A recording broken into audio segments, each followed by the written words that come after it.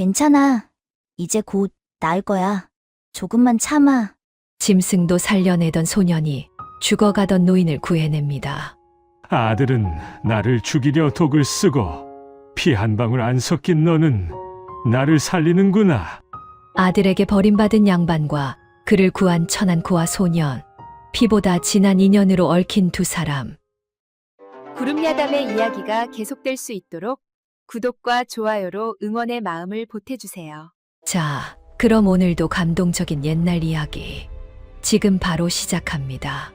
옛날 옛적 폭설이 휘몰아친 밤이었지요. 낡은 움막 안에서는 열셋 남짓한 소년 하나가 끙끙 앓는 노루의 다리를 살피고 있었습니다.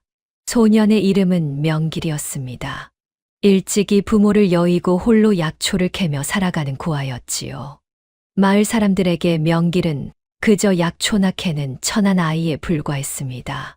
하지만 명길에게는 남들이 모르는 비범한 재주가 있었습니다.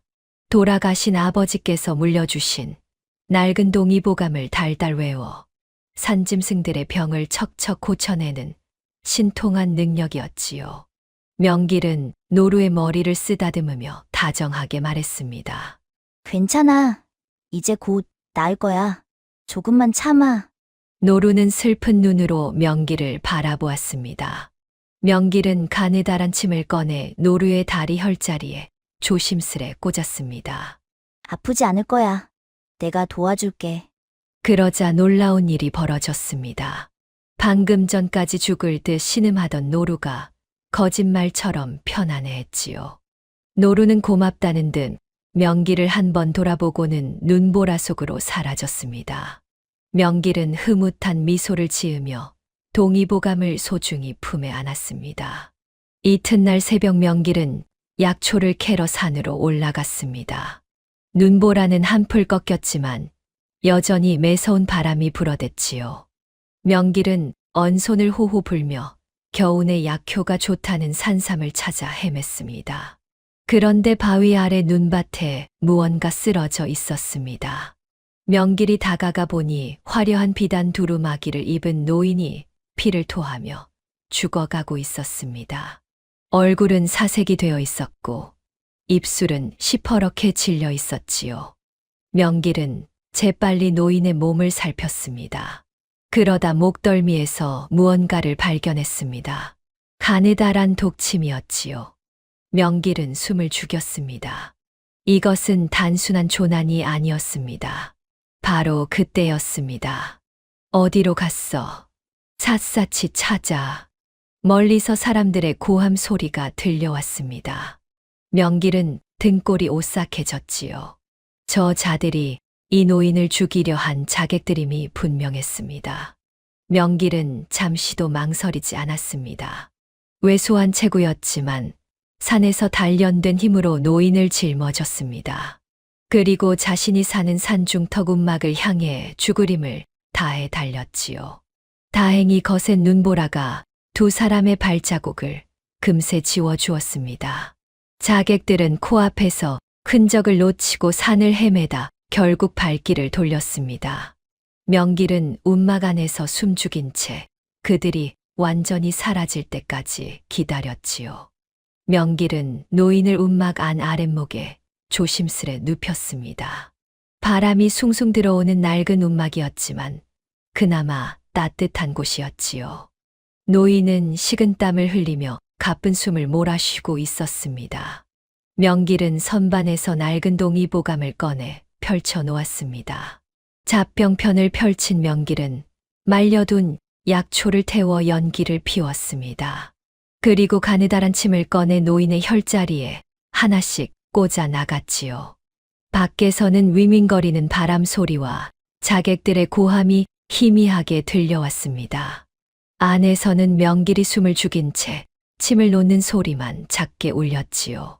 긴장된 순간이었습니다. 명길은 독침이 박혀 있었던 목덜미의 사혈에서 도끼를 빼냈지요. 그리고는 밤새도록 노인의 곁을 지키며 약초 연기를 계속 쐬게 했습니다. 사흘이 지났습니다.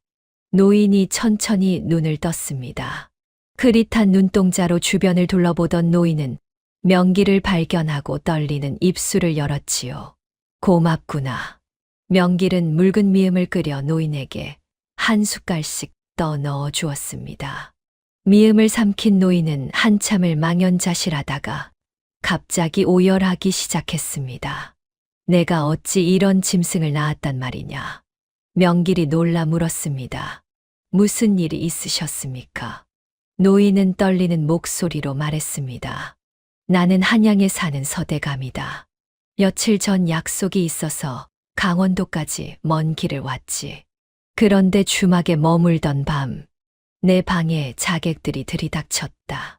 서대감의 눈에서 눈물이 흘러내렸습니다. 자객들이 나를 끌고 가며 서로 말하더구나. 서진사 나리께서 약속하신 돈을 꼭 주실 것이다 라고 말이야. 서진사는 내 친아들이란다. 명길은 숨을 죽이고 들었습니다. 놈들이 나를 눈 덮인 산속에 버리고 목덜미에 무언가를 찌르더니 사라졌지. 그 뒤로는 아무것도 기억나지 않는구나. 서대감은 명길의 손을 꼭 쥐었습니다. 내 자식놈이 유산을 노리고 나를 죽이려 했구나. 이 못난 애비가 짐승을 키웠어. 며칠이 더 지났습니다. 서대감은 쓰러져가는 운막천장과 자신을 살리려 쪽잠을 자는 꼬질꼬질한 아이를 보았습니다. 이 아이가 핏줄보다 나은 사람이라는 것을 느꼈지요. 서대감은 기력을 되찾자 벌떡 일어났습니다. 당장 관하로 가야겠다. 그 놈을 잡아 가두어야 해. 명길이 황급히 서대감의 옷자락을 붙들었습니다. 안 됩니다. 왜 그러느냐? 명길은 조심스레 말했습니다. 지금 가시면 확실한 물증이 없어 오히려 당하십니다. 자객들은 이미 멀리 달아났을 것이고 서진사는 대감마님께서 조난당하셨다고 둘러댈 것입니다. 서대감은 주먹을 불끈 쥐었습니다. 명길이 덧붙였습니다. 아마도 서진사는 벌써 장례를 준비하고 있을 것입니다. 그런데 대감마님께서 멀쩡히 돌아가시면 어찌 되겠습니까? 그놈이 또 자객을 보내겠지. 그렇습니다. 이번에는 더 치밀하게 말입니다. 서대감은 한참을 생각에 잠겼습니다. 그리고 천천히 고개를 끄덕이며 말했습니다. 옳은 말이구나. 그렇다면 내 아들 놈의 본색을 만천하에 드러내야겠다. 서대감은 명길의 손을 꽉 잡았습니다. 명길아, 잘 들어라. 내 아들이 나를 죽이려 했다. 지금 내가 제정신인 걸 들키면 너와 나 둘 다 죽은 목숨이다. 명길은 숨을 죽이고 들었습니다. 오늘부터 나는 미친 노인네가 될 테니 너는 바보가 되어다오. 그래야 그놈의 경계심을 풀고 확실한 증거를 잡을 수 있단다. 명길은 고개를 끄덕였습니다. 알겠습니다. 제가 꼭 지켜드리겠습니다. 서대감은 명길을 꼭 껴안았습니다. 며칠이 더 지나 서대감은 걸을 수 있을 만큼 기력을 되찾았습니다. 명길은 서대감을 부축하며 산을 내려와 마을에서 노새 한 마리를 빌렸습니다. 서대감은 노새 등에 올라타고 명길은 고삐를 잡고 걸었지요. 서대감의 본가에 도착했을 때는 해가 뉘엿뉘엿 지고 있었습니다. 큰 기와집 대문 앞에서 명길은 숨을 한 번 크게 들이쉬었습니다. 이제부터 연기가 시작되는 것이었지요. 대감마님이 돌아오셨습니다. 하인들이 부산스럽게 달려 나왔습니다. 곧이어 화들짝 놀란 서진사가 뛰어나왔습니다. 얼굴이 하얗게 질린 채 아버지를 바라보았지요. 어찌 살아계시는 겁니까? 서대감은 초점 없는 눈으로 허공을 바라보며 침을 질질 흘렸습니다. 헤헤, 밥 줘. 서진사의 얼굴에 안도와 경멸의 빛이 스쳤습니다. 명길이 고개를 조아리며 말했습니다. 소인은 산에서 대감마님을 주운 놈입니다. 대감마님께서 정신을 잃으셨길래 집까지 모셔다 드렸습니다. 서진사는 명길을 위아래로 훑어보았습니다. 산속에서 쓰러져 계셨는데 깨어나시더니 저런 모습이십니다. 아마도 머리를 다치신 것 같습니다.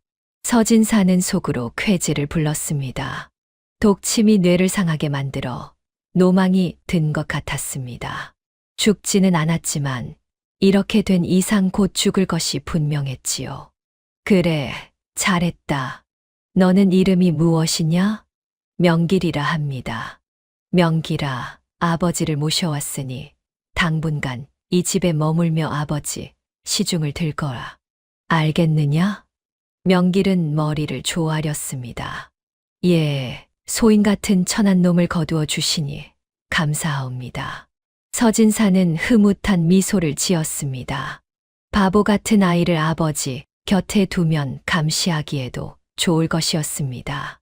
위험한 동거가 시작된 것이었지요. 명길은 사랑채 뒤편 작은 골방에 짐을 풀었습니다. 허름한 방이었지만 산속 움막보다는 나았습니다. 무엇보다 서대감을 가까이서 지킬 수 있다는 것이 중요했지요. 서진사는 명길을 불러 당부했습니다. 명길아, 아버지께서는 정신이 온전치 못하시다. 함부로 밖에 나가시지 못하게 하고 무슨 일이 있으면 즉시 나에게 알려라. 예, 나리. 특히 아버지께서 이상한 말씀을 하시더라도 귀담아 듣지 말 거라. 노망든 사람의 헛소리일 뿐이니까. 명길은 고개를 푹 숙이며 대답했습니다. 소인은 글도 모르는 천한 놈이라 무슨 말씀인지 알아듣지도 못하옵니다. 서진사는 만족스러운 표정을 지었습니다. 그래, 그렇게 알아라. 내가 충실히 시중을 들면 후히 상을 내리마. 낮 동안 명길은 완벽한 바보 행세를 했습니다. 밥상을 나르다 넘어지고 빗자루질을 하다 화분을 깨뜨리고 심부름을 가서는 길을 잃어버렸습니다. 하인들은 명길을 보며 혀를 찼습니다. 저런 멍청한 놈을 왜 데려왔는지 모르겠네. 나리께서 불쌍히 여기신 거지. 원래 마음씨가 좋으시잖아. 명길은 헤헤 웃으며 그들의 말을 듣는 척도 하지 않았습니다. 서대감의 방에서는 연신 헛소리가 들려왔습니다. 밥 주오. 헤헤헤. 응가 마려워. 하인들은 코를 막으며 서대감의 방을 피했습니다. 오직 명길만이 서대감의 시중을 들었지요. 다음 날 아침 명길은 서대감의 방을 청소하고 있었습니다. 서진사가 방문을 열고 들어왔습니다. 그리고 아무 이유 없이 명길의 정강이를 발로 찼지요. 이놈아, 똑바로 청소해. 명길은 바보인 척 연기하며 바닥에 넘어지고는 헤헤 웃었습니다. 서진사는 코웃음을 치며 나갔습니다.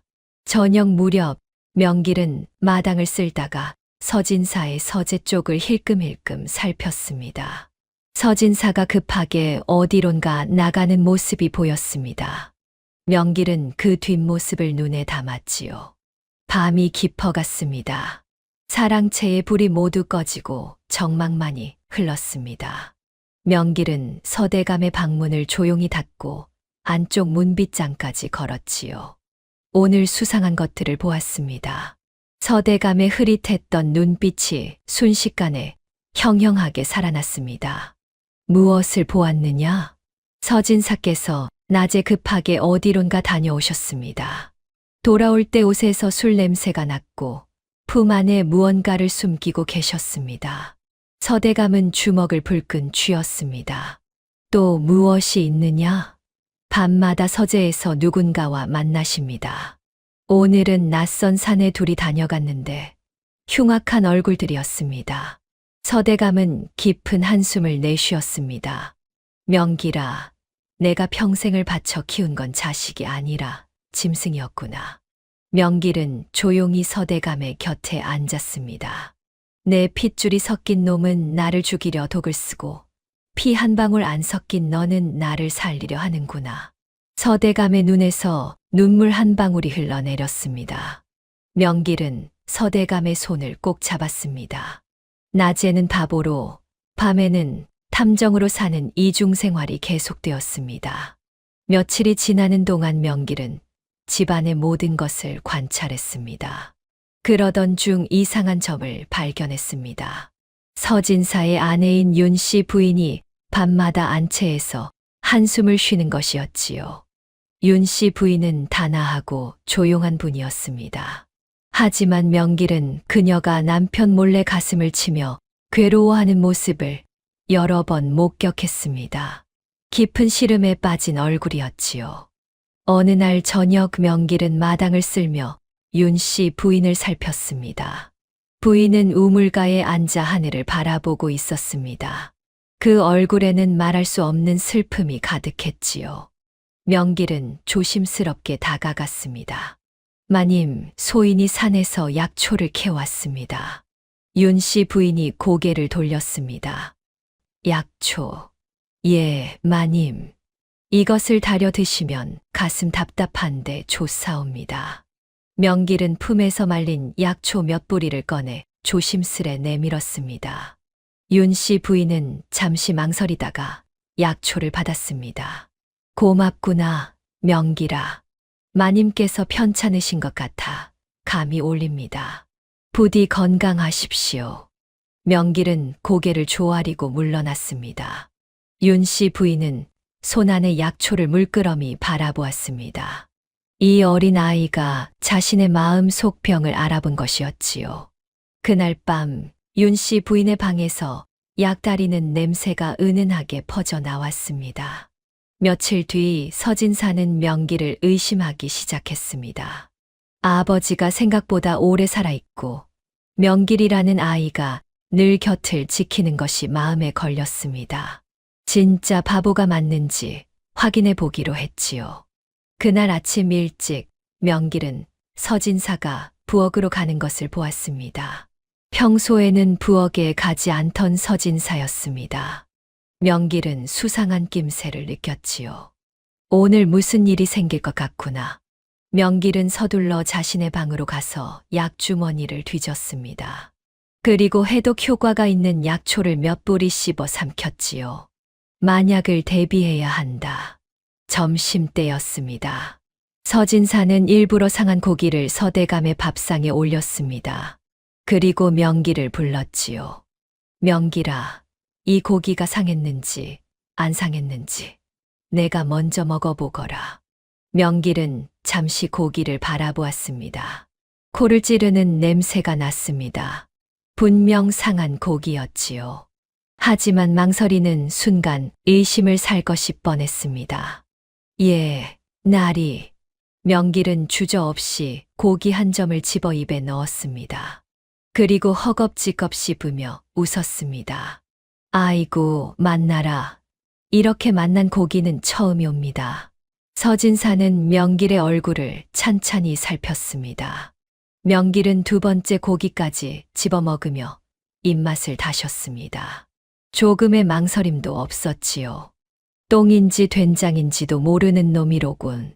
서진사는 코웃음을 치며 돌아섰습니다. 명길은 헤헤 웃으며 계속 고기를 먹는 척했습니다. 서진사의 발소리가 완전히 멀어지자 재빨리 고기를 뱉어냈지요. 아침에 먹어둔 해독제 덕분에 속이 조금 메스꺼울 뿐 큰 탈은 없었습니다. 밤이 되어 서대감에게 그날의 일을 보고했습니다. 오늘 서진사께서 저를 시험했습니다. 서대감은 명길의 손을 꼭 잡았습니다. 괜찮은 것이냐? 예, 미리 해독제를 먹어두었습니다. 아무렇지도 않습니다. 서대감은 명길의 머리를 쓰다듬었습니다. 영리한 아이로구나. 위험한 줄타기는 계속되었습니다. 며칠이 지났습니다. 명길은 마당을 쓸다가 이상한 냄새를 맡았습니다. 서진사의 서재 쪽에서 나는 냄새였지요. 그것은 비소 냄새였습니다. 명길은 산에서 약초를 캘 때 독초들도 많이 다루었기에 그 냄새를 잘 알고 있었습니다. 서재에 독약이 있다는 뜻이었지요. 왜 서재에 독약이 있는 것일까? 명길은 조심스럽게 서재 주변을 맴돌았습니다. 어느 날 저녁 서진사가 급하게 외출을 했습니다. 하인들의 수군거림을 들으니 투전판에 간다는 소리였습니다. 도박장에 간 것이었지요. 명길은 기회를 놓치지 않았습니다. 사랑채가 조용해지자 명길은 살금살금 서재로 다가갔습니다. 서재 안은 어둑했습니다. 명길은 코를 벌름거리며 독약 냄새가 나는 곳을 찾았지요. 책상 서랍, 벽장, 찬장을 뒤졌지만 아무것도 없었습니다. 바닥도 두드려보고 벽도 살펴보았지만 숨겨진 곳을 찾을 수 없었습니다. 더구나 서재 곳곳에서 서류들이 보였지만 어둠 속에서 글을 제대로 읽을 수도 없었습니다. 분명 이 안 어딘가에 독약과 증거들이 있을 텐데 명길은 한참을 더 뒤졌지만 헛수고였습니다. 그때 멀리서 발소리가 들렸습니다. 서진사가 돌아오는 것이었지요. 명길은 서둘러 서재를 빠져나왔습니다. 밤이 되어 서대감에게 보고했습니다. 서재에 독약이 숨겨져 있는 것이 분명합니다. 하지만 어디에 숨겨두었는지 찾을 수 없었습니다. 서대감은 고개를 끄덕였습니다. 그래도 수고했구나. 분명 무언가 숨기고 있다는 것만으로도 중요한 단서란다. 하인들 말로는 서진사께서 투전판을 자주 드나드신다 합니다. 그렇다면 도박과 관련된 증거도 어딘가 숨겨두었을지 모릅니다. 명길은 이를 악물었습니다. 분명 결정적인 증거가 서재 어딘가에 숨겨져 있었습니다. 하지만 그것을 찾아낼 방법이 막막했지요. 보름이 지났습니다. 서대감이 생각보다 오래 살아 있어서 서진사는 점점 조바심이 났지요. 엎친 데 덮친 격으로 도박빚을 독촉하는 자들이 찾아왔습니다. 서진사 나리, 빚을 갚으셔야지요. 더 이상은 기다릴 수 없습니다. 조금만 더 기다려주게. 곧 아버지께서. 언제까지 기다리란 말입니까? 대감마님은 아직도 살아계시지 않습니까? 서진사는 이를 갈았습니다. 이러다간 내가 먼저 파산하겠구나. 서둘러야 해. 며칠 뒤 서진사는 밖에서 한 사내를 데려왔습니다. 허름한 도포를 입고 약 괴짝을 든 사내였습니다. 얼굴에는 수상한 기운이 가득했지요. 진찰해 주시게. 사내는 서대감의 방으로 들어갔습니다. 명길은 방 밖에서 긴장한 채 엿들었습니다. 사내가 진짜 의원이 아니라는 것을 직감했지요. 사내는 서대감의 맥을 짚는 척하며 말했습니다. 기력이 많이 쇠하셨습니다. 이대로 두면 위험하십니다. 서진사가 물었습니다. 그럼 어찌해야 합니까? 부자탕을 쓰셔야 합니다. 독성이 강하지만 기력을 돋우는 데는 이만한 약이 없지요. 명길은 깜짝 놀랐습니다. 부자탕은 잘못 쓰면 사람을 죽일 수도 있는 위험한 약이었지요. 사내가 덧붙였습니다. 하루에 3번, 열흘만 드시면 효험을 보실 것입니다. 서진사는 만족스러운 미소를 지었습니다. 그리하시지요. 무슨 약이든 쓰겠습니다. 사내는 약 괴짝에서 약재를 꺼내 하인에게 건넸습니다. 이것을 잘 다려서 드리도록 하시오. 명길은 주먹을 불끈 쥐었습니다. 저 약을 서대감께서 드시면 며칠 안에 돌아가실 것이 분명했습니다. 막아야 했지요. 밤이 되어 서대감에게 급히 보고했습니다. 오늘 온 자는 가짜 의원입니다. 부자탕이라며 독약을 처방했습니다. 서대감은 떨리는 목소리로 물었습니다. 그럼 어찌해야 하느냐? 절대 그 약을 드시면 안 됩니다. 명길의 눈빛이 단단하게 빛났습니다. 이제 정말로 목숨을 건 싸움이 시작된 것이었습니다. 다음 날 아침 명길은 윤씨 부인을 찾아갔습니다. 부인은 안채마루에 앉아 먼 산을 바라보고 있었습니다. 여전히 깊은 시름에 잠긴 얼굴이었지요. 마님, 소인이 여쭐 말씀이 있습니다. 윤씨 부인이 고개를 돌렸습니다. 무슨 일이냐, 명길아. 명길은 조심스럽게 입을 열었습니다. 마님께서 드신 약초가 효험이 있으셨습니까? 그래, 조금은 나아진 것 같구나. 명길은 잠시 망설이다가 말했습니다. 하오나 마님의 병은 약초로는 완전히 낫지 않을 것입니다. 윤 씨 부인의 눈빛이 흔들렸습니다. 무슨 말이냐? 명길은 고개를 숙이며 조심스럽게 말을 이었습니다. 마음의 병은 약으로 못 고칩니다. 가슴 속에 묻어둔 독을 꺼내야 나아집니다. 윤 씨 부인은 입술을 깨물었습니다. 명길이 덧붙였습니다. 대감마님을 살려주십시오. 그것만이 마님의 병을 낫게 하는 길입니다. 윤 씨 부인은 깜짝 놀라 명길을 바라보았습니다. 네가 무엇을 안단 말이냐? 소인은 바보라 아무것도 모릅니다. 다만 대감마님께서 억울하게 고통받고 계시다는 것만 알 뿐입니다. 윤 씨 부인의 눈에서 눈물이 흘러내렸습니다. 사실 그녀도 남편이 무언가 음모를 꾸미고 있다는 것을 눈치채고 있었습니다.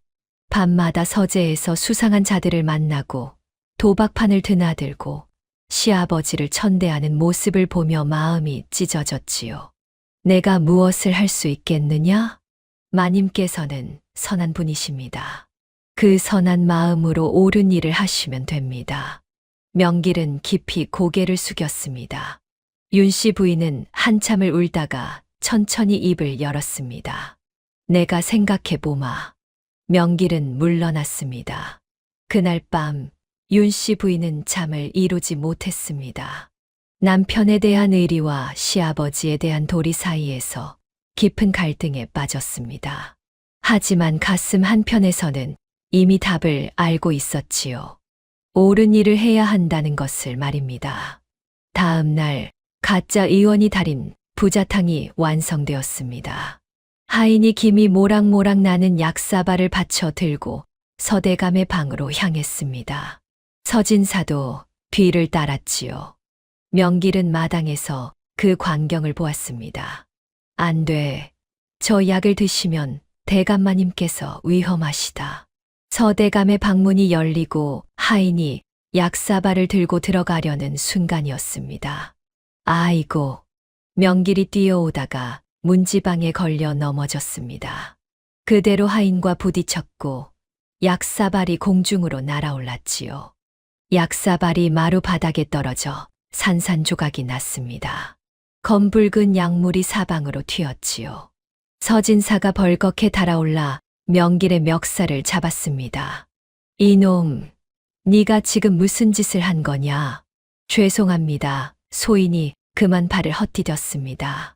이놈을 당장 멍석마리로 말아버려라. 하인들이 달려와 명길을 끌고 가려 했습니다. 바로 그때였습니다. 서방님, 윤 씨 부인이 안채에서 나왔습니다. 실수지 않습니까? 명길이가 일부러 그런 것은 아닐 것입니다. 서진사가 소리쳤습니다. 부인, 이놈이 아버지 약을 엎질렀소. 그냥 둘 수 없소.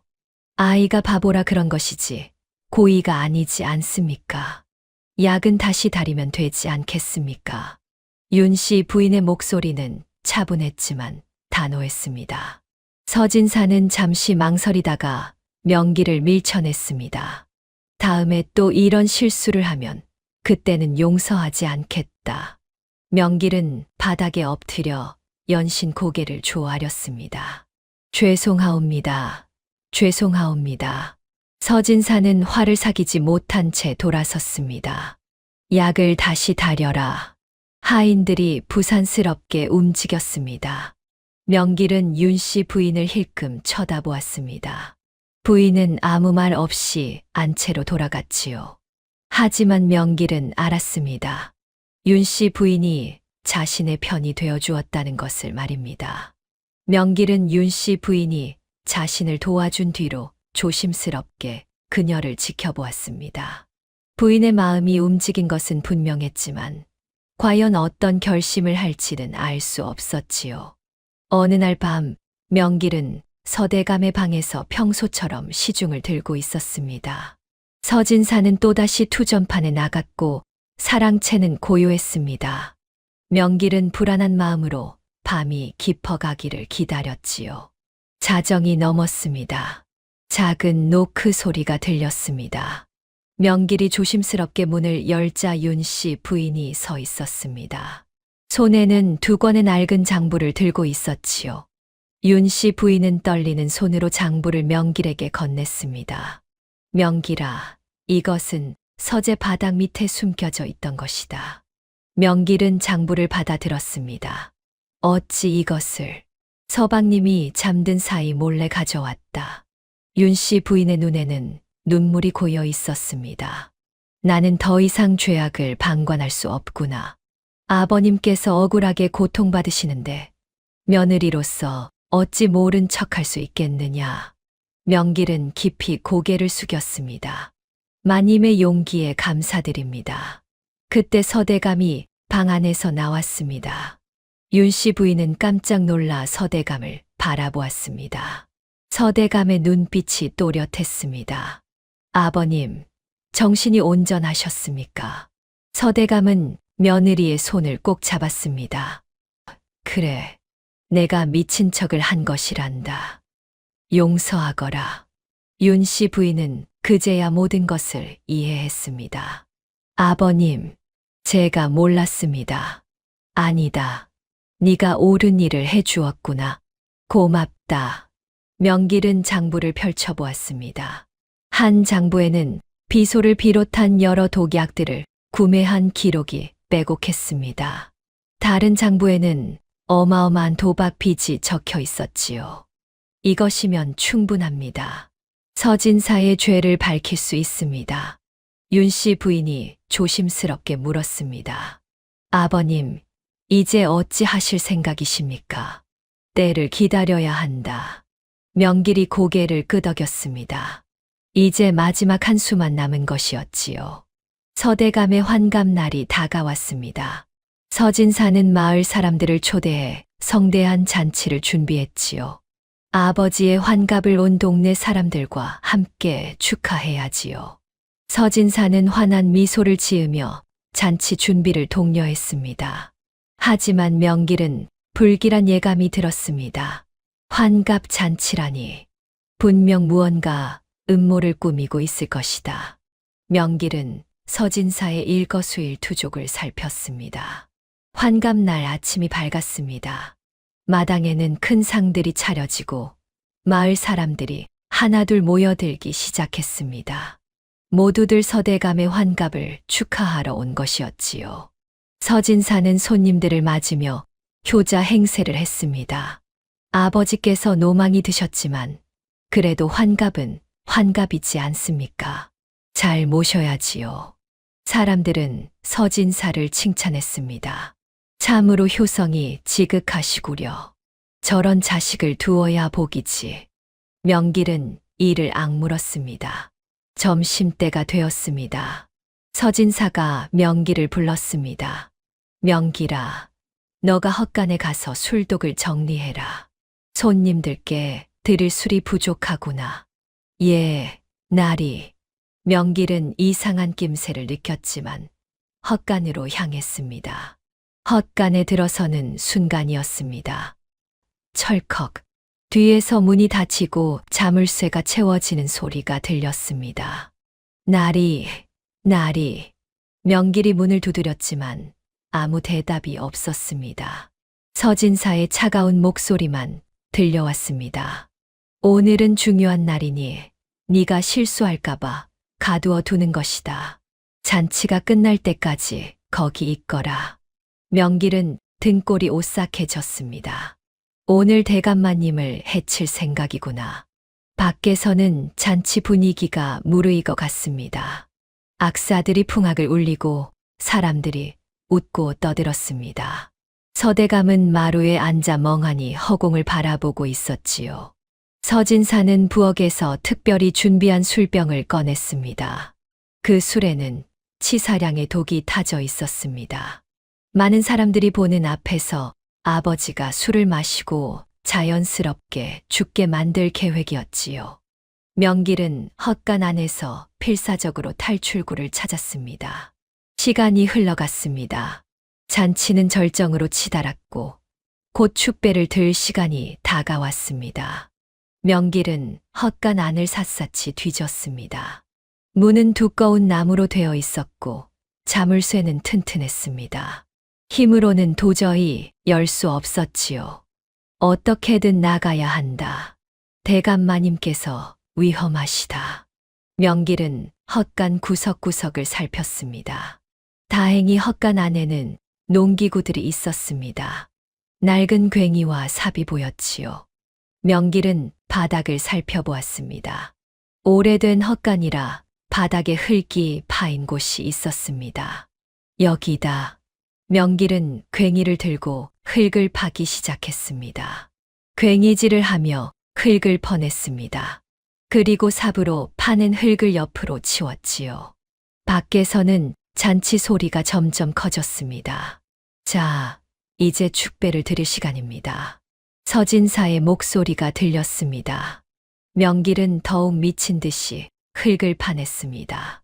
한 자, 두 자. 구멍이 점점 깊어졌습니다. 명길은 왜소한 몸집을 이용해 간신히 구멍 속으로 몸을 밀어 넣었습니다. 온몸이 흙투성이가 되었지요. 헛간 바닥 아래로 기어나간 명길은 숨을 헐떡이며 일어났습니다. 그리고 마당을 향해 미친 듯이 달렸습니다. 마당에서는 서진사가 하인에게 말하고 있었습니다. 이 술은 특별히 준비한 것이니 아버지께만 드려라. 다른 손님들께는 저쪽 술독에 술을 드리고 하인이 고개를 끄덕이며 특별한 술병을 들고 서대감 앞으로 갔습니다. 서진사는 환한 미소로 말했습니다. 아버지, 환갑을 진심으로 축하드립니다. 가장 좋은 술로 축배를 올리십시오. 마을 사람들이 모두 박수를 쳤습니다. 만수무강하십시오. 하인이 서대감의 술잔에 독주를 따랐습니다. 서대감은 멍한 눈빛으로 술잔을 받아들었습니다. 그리고 천천히 입으로 가져갔지요. 바로 그때였습니다. 안 됩니다. 흙투성이가 된 명길이 뛰어들어 상을 발로 차 엎어버렸습니다. 술병과 음식들이 사방으로 흩어졌습니다. 사람들이 놀라 소리쳤습니다. 저게 무슨 짓이냐? 미친놈이 날뛴다. 서진사가 벌겋게 달아올라 명길의 멱살을 잡았습니다. 이놈, 네가 어떻게 헛간에서 나왔느냐? 그때 마당 한 구석에 있던 개 한 마리가 엎질러진 술을 핥았습니다. 잠시 후 개가 비명을 지르며 쓰러졌습니다. 거품을 물고 경련하더니 그 자리에서 죽어버렸지요. 사람들이 경악했습니다. 술에 독이 들었구나. 명길이 외쳤습니다. 이 독은 천천히 퍼지는 독입니다. 대감마님께서 드셨다면 한 식경쯤 뒤에 방에서 조용히 돌아가셨을 것입니다. 좌중이 술렁이기 시작했습니다.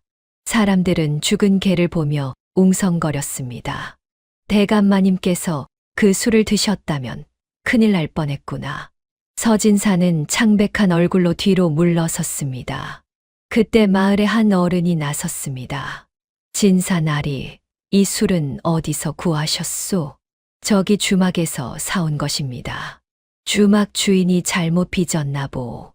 서진사는 급히 변명했습니다. 명길이 나섰습니다. 거짓말입니다. 이 술은 나리께서 직접 부엌에서 가져오신 것입니다. 뭐라고? 이놈이 감히. 서진사가 명길을 향해 주먹을 휘둘렀습니다. 명길은 쓰러졌지만 다시 일어나 외쳤지요. 나리께서는 대감마님을 해치려 하셨습니다. 사람들이 술렁였습니다. 서진사는 당황한 기색을 감추며 소리쳤습니다. 이놈이 미쳤구나. 내가 왜 아버지를 해치려 하겠느냐. 증거가 있습니다. 명길이 품에서 장부 2권을 꺼냈습니다. 이것은 나리께서 서재에 숨겨두신 독약 구매 장부와 도박 빚 장부입니다. 서진사의 얼굴이 클빛으로 변했습니다.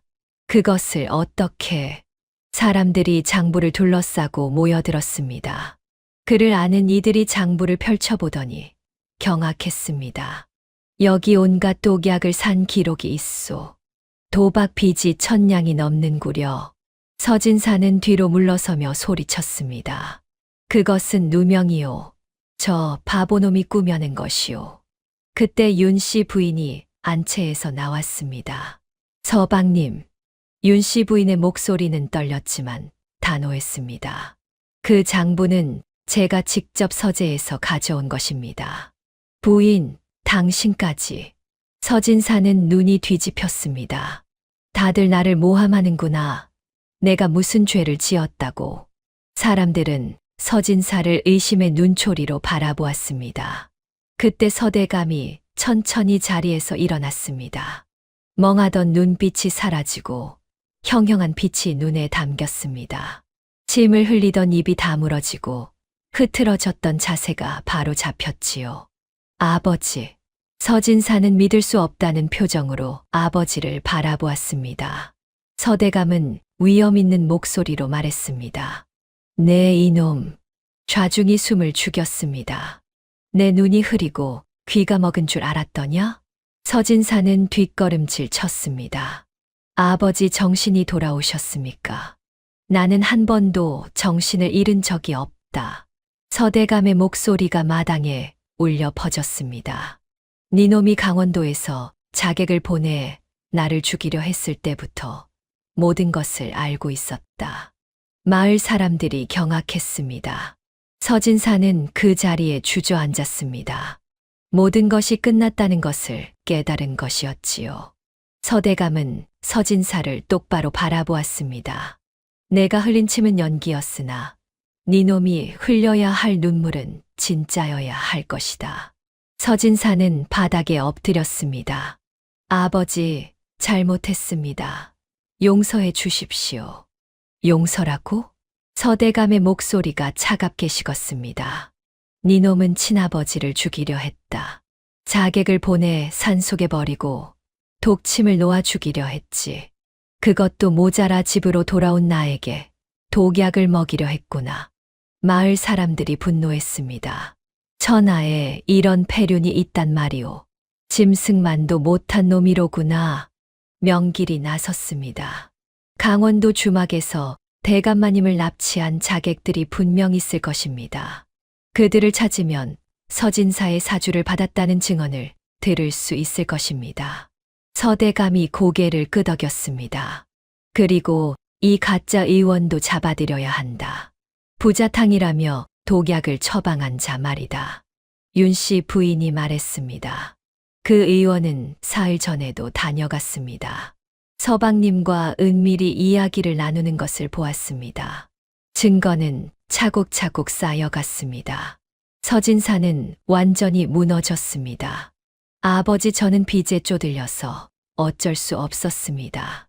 빚이 무서워 아버지를 죽이려 했단 말이냐? 서대감은 고개를 저었습니다. 니놈은 내 아들이 아니다. 짐승이다. 마을의 어른 하나가 나섰습니다. 대감마님, 이 일은 관아에 알려야 합니다. 당장 관아에 고발하시지요. 서대감이 고개를 끄덕였습니다. 그리하겠소. 하늘이 내린 벌을 받게 해야겠소. 명길은 장부를 꼭 쥐었습니다. 드디어 서진사의 죄가 만천하에 드러난 것이었습니다. 수많은 밤을 바보 행세하며 견딘 보람이 있었지요. 서진사는 바닥에 엎드린 채 울부짖었습니다.